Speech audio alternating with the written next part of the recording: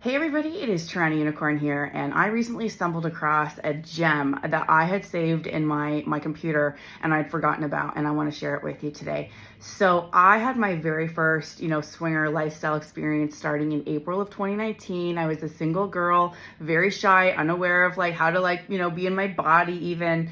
And I went to the club and I found a great couple and I had my first experience, and it was transformational to say the least. So that is something I've documented on this channel. I've been documenting my journey in the lifestyle clubs for years now, and you can get all these videos already on this YouTube channel.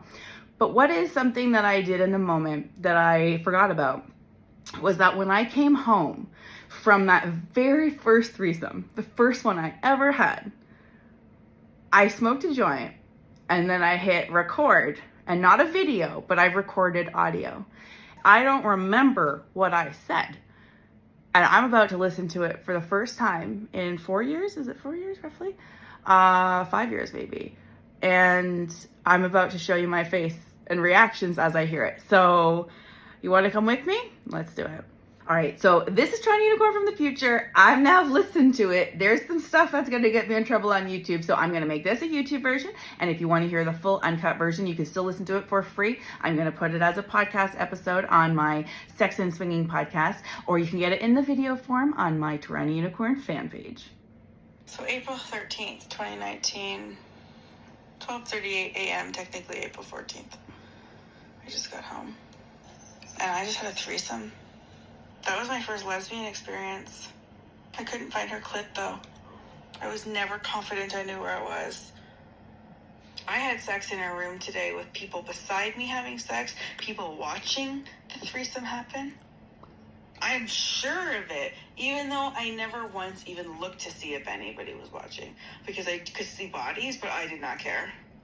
So just to pause for a second. So Chris and Chris, I've also interviewed them for this channel. I actually interviewed them a few years after my first threesome with them. They're unblurred, and I'll put a link in the description of this video as well.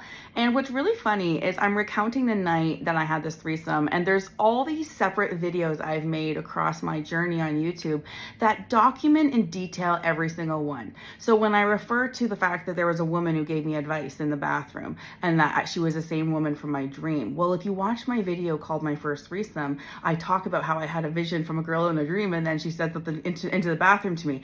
So it's kind of funny because this is fact checking me in all of my content, and it's still all the same because it's always been the truth, right? So I find it really interesting that any little detail here, including the detail where I said, oh, I'm glad I didn't fuck that guy from lunch. Well, that's because in the first threesome I had, the video, I talk about how I made this deal with myself. I'll try single men. If it doesn't work out, I'll have a threesome. I went for a date. The guy had too much cologne on, talked over me, and I was done with him. And so I went to that club. So I love hearing that even in the night of April 2019, I'm still talking about those things because it was relevant. This was all part of it. So, all right, let's keep going. I will be going to that club again, yeah.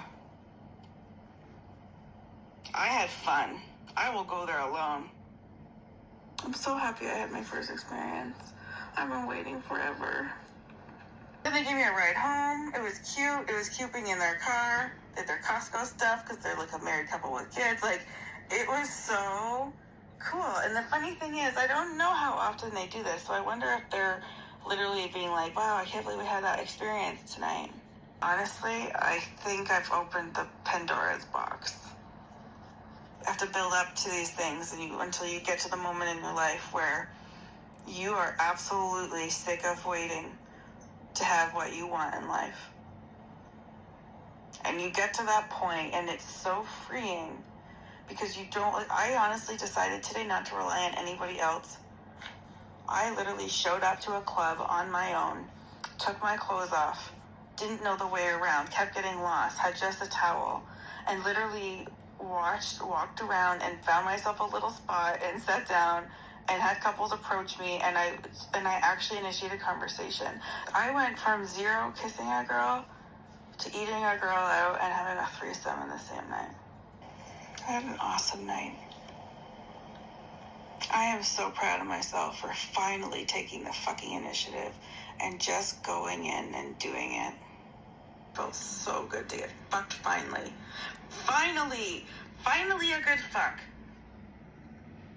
My God, did I have to go through a lot of drama to get it. I'm so proud of myself. I finally, for the first time in my whole life, when I wanted this my whole life, I finally, at the age of 35, on April 13th, 2019, walked myself in there alone. Place I've never seen before, not even on New Person Night. And I just fucking adapted. Honestly, I think I found my sexual outlet.